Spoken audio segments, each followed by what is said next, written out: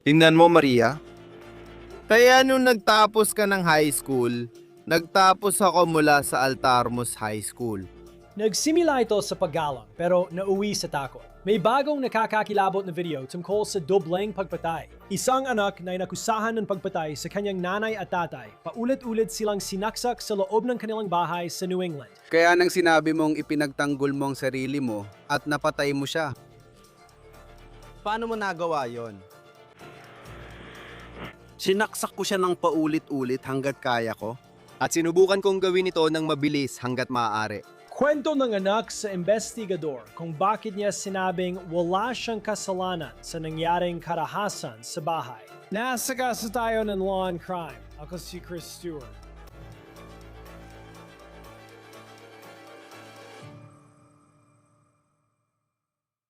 Sige mga kaibigan, panahon na naman ng buwis. Maaari itong nakaka-stress, lalo na kung may utang kayo or hindi pa nakakapag-file ng return. Baka mag-withdraw kayo sa 401k at mabigla sa di inaasahang gastos. Ano man ang dahilan, pareho lang ang resulta. Lumalaki ang penalty, tumutubo ang interes, at pwede kang magkautang ulit ng walang plano. Hindi naghihintay ang IRS. Maaari nilang ipatupad ang koleksyon sa pamamagitan ng pagkuha ng bahagi ng iyong sahod o pagsamsam ng iyong ari-arian at magsumite ng dokumento nang wala ang iyong pahintulot. Sa mahigit 15 taon sa negosyo, nakita at naresolba na ng Tax Network USA ang higit $1 bilyong na utang. Kahit magkano pa ang halaga, tinutulungan nila ang mga nagbabayad ng buwis na makabangon at kaya rin nila itong gawin para sa iyo, kaya tumawag na ngayon. Nag-aalok sila ng libreng konsultasyon tungkol sa IRS at gagawa ng malinaw na plano para sa iyo. Huwag nang hintayin ang isa pang sulat mula sa IRS. Tumawag sa 866-981-45480, bisitahin ang tnusa.com/lc o maaari mo ring i-click ang link sa ibaba. Ang ating kwento ngayon ay naganap sa isang bahay sa tahimik na kalye sa New England. Sinabi ng suspect sa pulisya na ginawa niya ang kailangan niyang gawin para sa sariling depensa, pinatay niya ang kanyang mga magulang.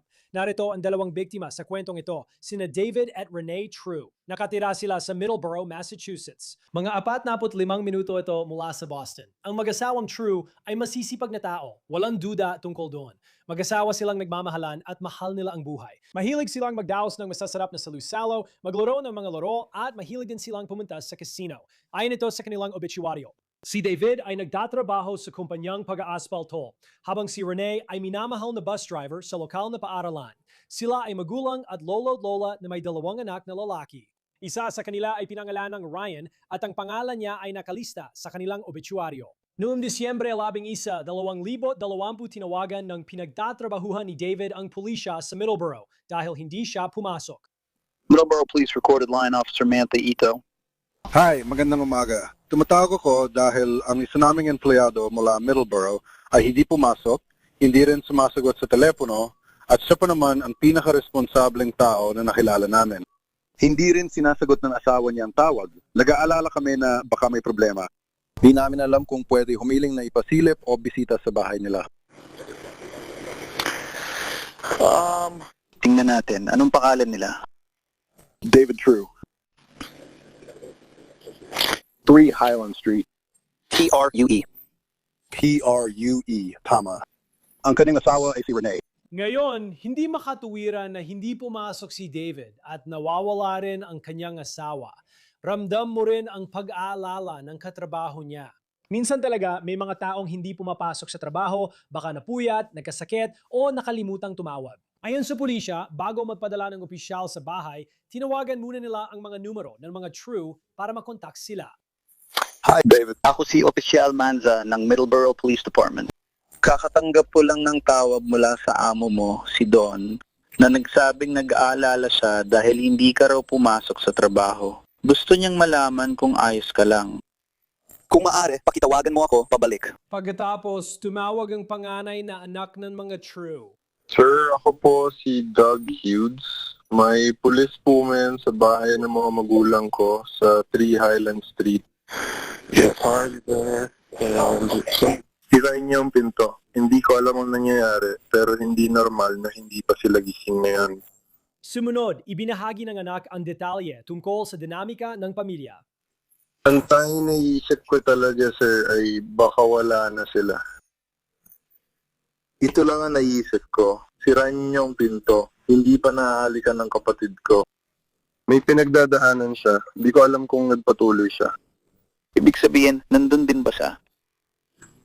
Nasa unang palapag siya, diretso sa gilid na pintuan, tapos kaliwa. Kwarto sa kaliwa, dun mo siya makikita. Nasa taas sila. Kailangan kong pumunta sa Parkinson Bay. Alam ko rin nagka-problema sila sa kapitbahay nila. Tama. Tinitinan din namin yan. Sige, kakausapin ko muna ang mga opisyal ko na nasa lugar. Anong pangalan mo? Sa huli, nakapasok ang pulis sa bahay at natagpuan ang mga bangkay nina David at Renee. Yeah, we'll go there right now.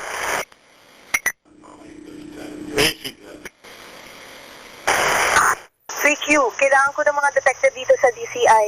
Kunin mo ako ng 3Q. Naglabas ng panawagan ng pulis kung saan maaaring makita ang anak na si Ryan True.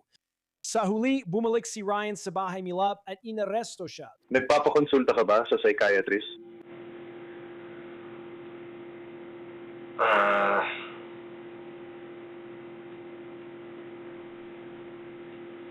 Isa lang itong tanong na kailangan ko itanong sa'yo. Hindi naman, pwede mo itong sagutin kung paano mo gusto, talaga. Pasensya na. Ito ang video nung unang aresto kay Ryan na 21 taong gulang nang mangyari ang mga pagpatay. Sa interrogation room, binasa ng police kay Ryan ang karapatan niya at pumayag siyang makipag-usap sa mga detective ng walang abogado. Tinanong siya ng mga police tungkol sa nangyari.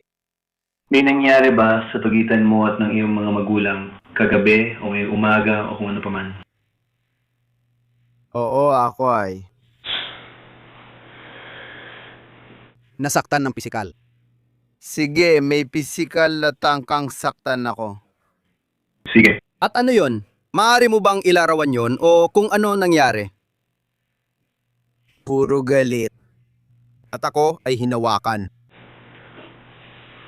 Basta tinutulak-tulak, inihahadis-hadis ako sa loob ng kwarto. At sino ang gumawa nun? Ang tatay ko. Ang tatay mo? Oo. Sige. Anong paan tatay mo? Ang pangalan niya ay David. David. Sige. Anong oras ito nangyari? Mga bandang lampas alas 5. Yung umaga ba o kagabi? PM? PM. Sige. Bale, alas 5 ng hapon. Nagkaroon ko yun ng tatay mo ng pisikal na alitan. Sige. Maaari mo bang ilarawan kung ano ang naging alitan ninyong dalawa? Pasalita at pisikal. Pasalita at pisikal. Jenny, anong nagtulak dito?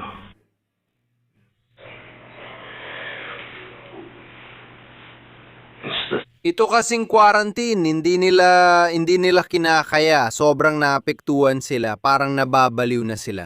Wala na sila sa tamang pag-iisip. At gumagawa sila ng mga problema na hindi naman talaga totoo. At kung ano-anong stress ang iniisip nila. Kahit ano pa yan, sa akin nila laging ibinubunton lahat ng hindi maganda sa buhay nila. Sige. Ano yung mga problema sa stress na may kinalaman sa pandemya at iba pa? Kung kaya mong ilarawan, kung alam mo kung ano mga yun.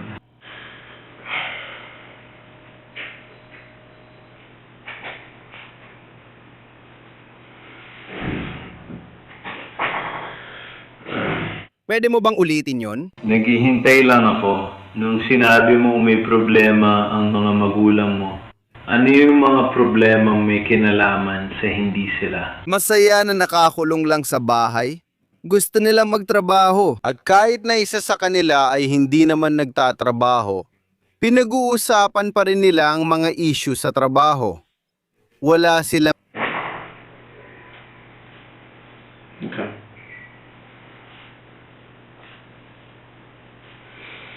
Na nangyari bandang alas 5 ng hapon kahapon. Sige. Noong nakaraan, pareho nila akong inatake ng pisikal. Pareho ka nila rin atake ng pisikal. May natamo ka bang sugat o anumang pinsala mula doon? Wala. Sige. Tsagabi, nung nangyari lahat, nung nagkaroon ka ng alitan sa iyong ama, may natamo ka bang sugat mula doon? Oh, sige. Iyan ang sugat mo sa kamay mo. Ito na ang pinakamalapit. Sige. Paano nangyari yun?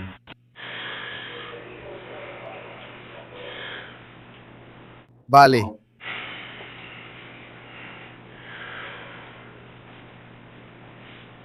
Ipinagtanggol ko ang sarili ko. Depensa lang yun laban sa kanilang dalawa. dahil sa takot at pag-aalala na baka saktan nila ako. Ako,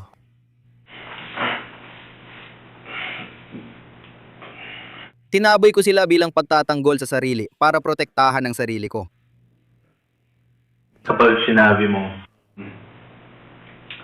na ito ay pagtatanggol sa sarili at sinasaktan ka nila, ano nga ba ang eksaktong ayokong umabot sa ganong punto.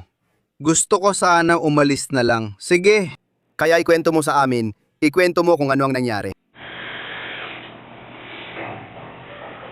lasing siya.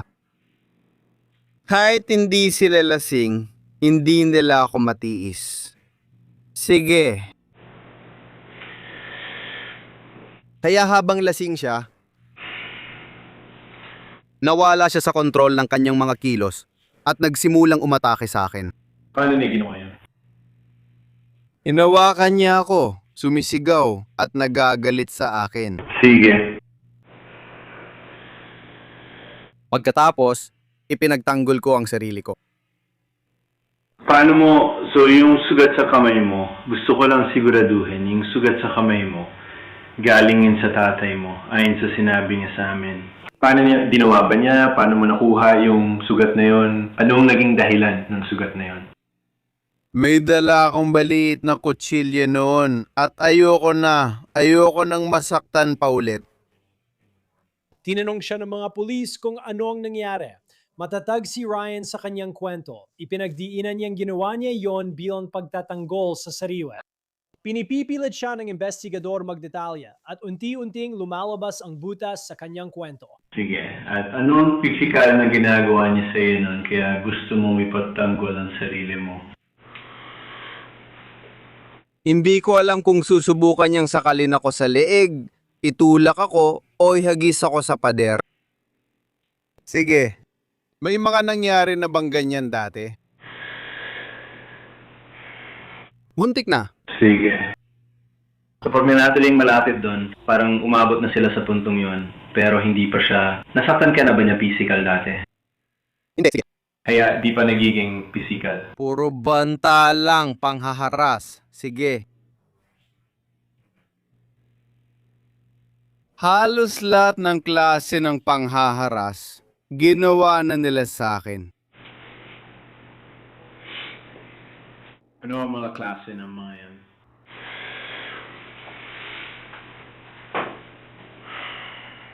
Pangbubuli.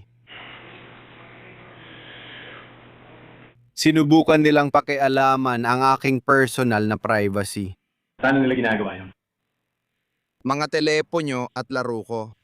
Parang tumitingala lang sila at nakatingin-tingin. Parang palihim lang, ganon. Wala namang dahilan. Wala naman akong ginagawa. Nagpakita si Ryan ng tinatawag niyang ebidensya. Pero habang mas marami siyang inilalabas, mas dumarami rin ang mga tanong na tila nananatili. At agad pagkatapos kong sumigaw, dun niya.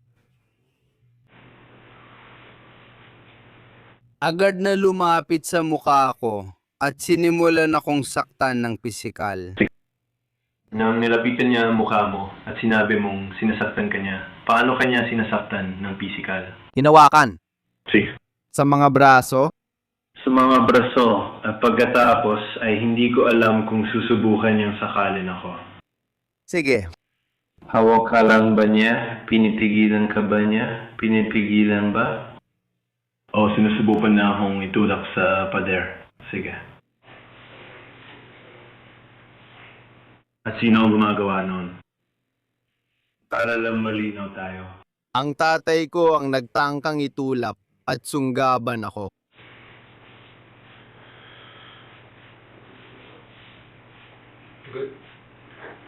Sige. Pinapapalikan namin sa iyo ang mga pangyayari, pero kailangan pa namin ng detalye ng nangyari dahil wala kami ron. Sige. Kaya inuulit-ulit lang namin ang mga bagay at nililinaw. Okay? Kaya nga, tulad ng sabi mo, hindi mo alam ang susunod na gagawin ng tatay mo. Anong gagawin mo sa ganitong sitwasyon? Anong susunod? Nang mahawakan niya ako, Pinatanggol kong sarili ko at ginamit ko ang aking katawan para lumaban pabalik. Sige, nung sinabi mong ipinagtanggol mo ang sarili mo, sige. Paano mo pinagtanggol ang sarili mo? hindi ko alam ang asahan ko. Hindi ko alam ang mangyayari kaya Para maprotektahan ang buhay ko, kinuha ko ang buhay niya. Paano mo nagawa yun? gamit ang balisong Saan yan? sa kwarto. Saan mo itinatago yan sa kwarto? Sa isang lamisita sa tabi ng kama. Patay na yon. Nandun ba yan kahapon? Dun mo ba kinuha?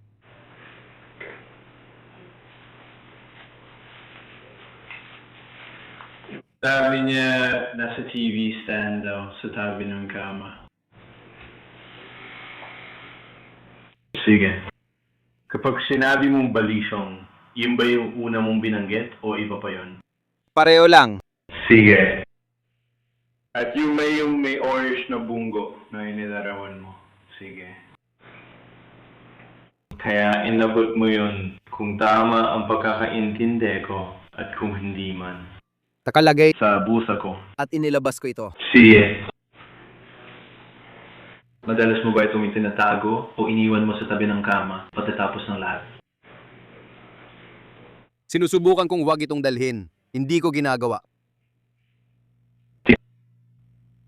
Ayokong gumamit ng dahas.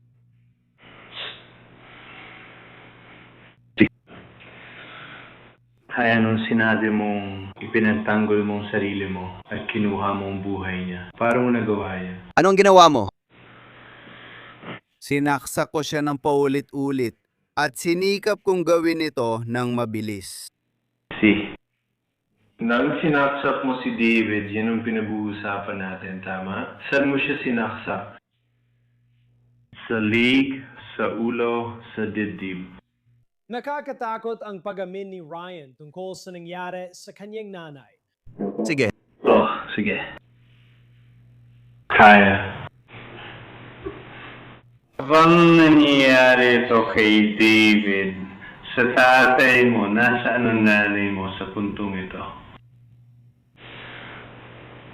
mga 1 oras ang lumipas, pumasok siya. At matapos kong kitilin ang kanyang buhay, nataranta ako. Hindi ko alam kung ano ang gagawin niya. At Dahil sa takot at pag-aalala na baka may gawin din siya. Kasi nangyari na yon. Pareho na nila ako nilapitan at inatake.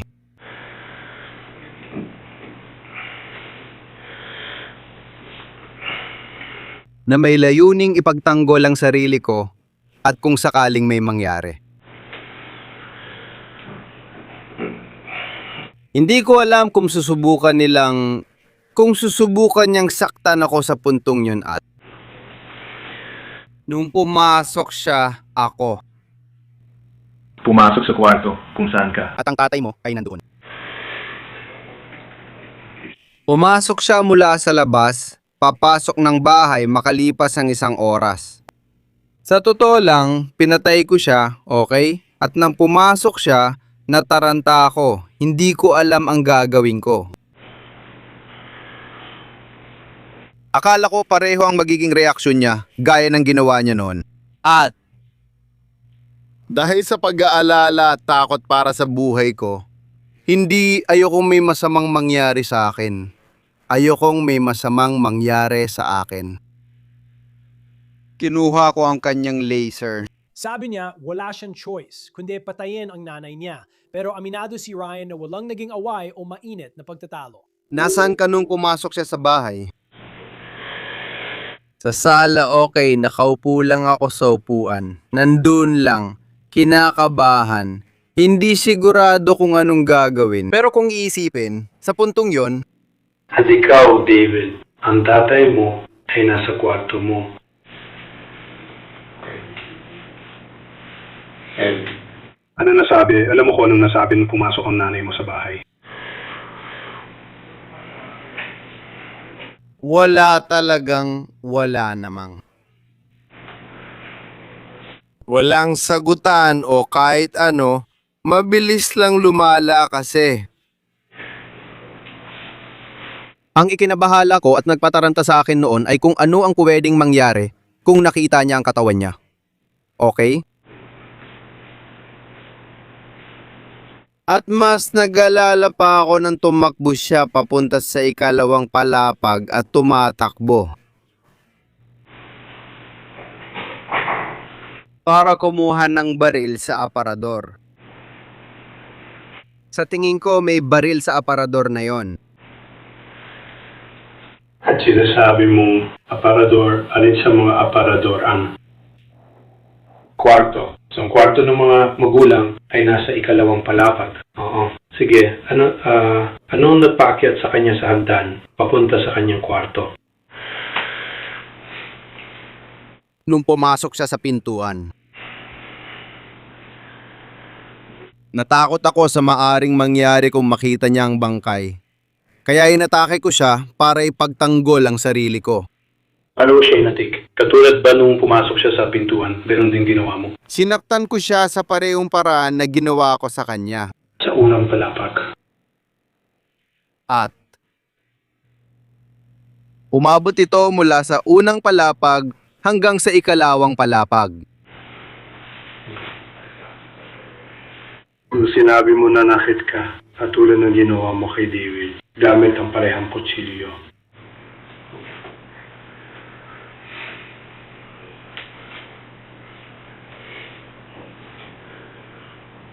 Sinuha ko ang buhay nilang dalawa para ipagtanggol at protektahan ang sarili ko. Kapag, at gusto ko lang siguraduhin na voluntary ito, okay? Ngayon, pumasok ang nanay mo. Wala kayong naging pagtatalo o anumang usapan, tama? Wala. Sige. Nagpanik ka na bago pa mangyari ang nangyari sa pagitan ninyo ng tatay mo. At pagkatapos, ayon sa'yo, ipinagtanggol mo ang sarili mo at ginawa mo rin sa nanay mo ang ginawa mo kay David. Oo, sige. Pagkatapos, tumakas ang nanay mo at sinundan mo siya sa ikalawang palapag. Sige.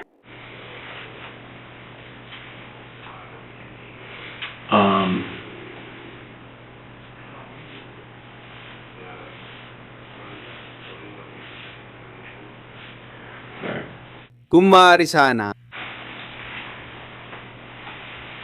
nanatili sana ako sa aking kwarto, hindi lumabas, iniiwasan sila. At kung hindi sila sumigaw, nag-ingay at inatake ako, Maaari sanang nandito pa rin sila ngayon at mangyayari sana ito kung sila ay.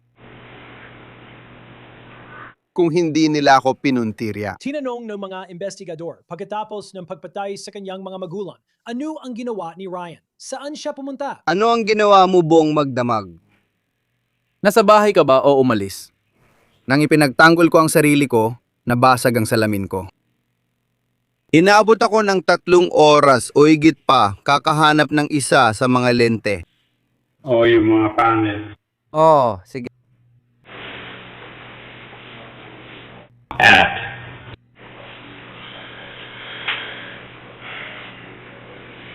nabasig ba salamin mo nung nag-away kayo ng tatay mo?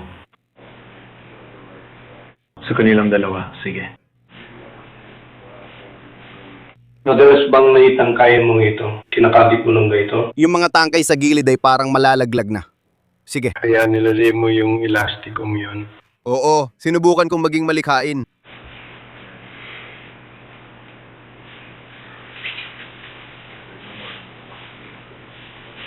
Mga 3 oras ka naghanap ng lente? Oo.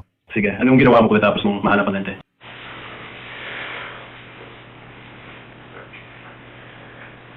Balakong tumakas at ginawa ko nga. Di ako sigurado sa gagawin ko. Naganda na ako ng pagkain, tubig, ilang kumot, at magtatago sana ako kung saan, pero nagpasya akong huwag na lang. Sige.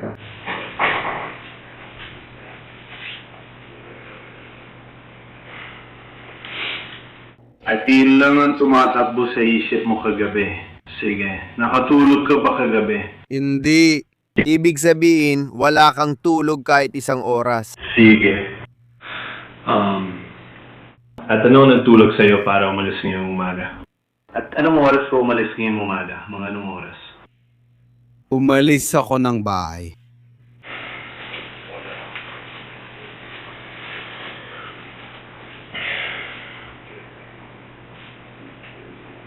Mga alas 6 o alas 7 ng umaga. Mayong umaga. Sige.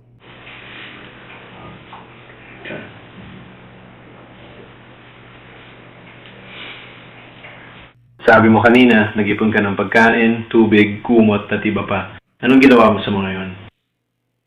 Iniwan ko ang mga yon sa kotse. Sige. Tinipon at inihanda ko ang mga yon at umalis na lang mga yon sa sasakyan. Sige.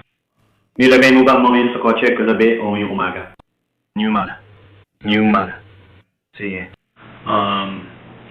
At yung kutsilyo na ilang beses na nating napag-usapan, yung may orange na talim, may orange na bugo, at iba pa, nasaan yung kutsilyong yun? At dala-dala ko yun. At hindi para manakit. Nandun na yun sa akin. Wala naman akong balak gawin doon. Hanggang sa nakipagkita ako at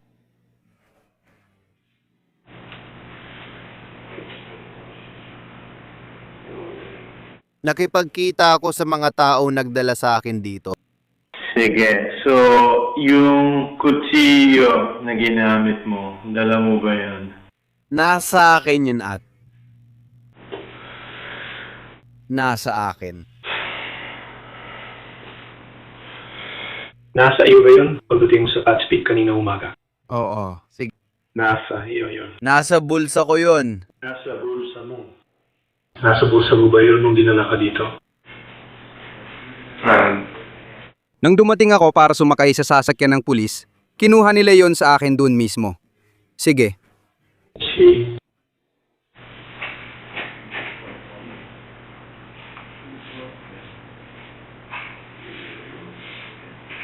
Kaya nung iniwan mo ang lalaki. May pinuntahan ka ba? Lumiko-liko ako ng ilang beses at huminto sa isang lugar at sinubukang matulog. Noong panahong iyon, akala siguro ni Ryan na nagpapakita siya ng matibay na dahilan para sa self-defense, pero iba ang tingin ng mga investigador. Si Ryan True ay kinasuhan ng 2 bilang ng first-degree murder. Ito si Ryan True nang humarap siya sa korte ayon sa WCVB-TV sa Boston. Noong 2020, ipinadala si Ryan sa Ospital ng Estado para sa mental health assessments. Narinig niyo noon na noong natagpuan ang bangkay ng mga True, sinabi ng queen ni Ryan sa autoridad na siya ay may autism. Hindi umamin si True sa paratang.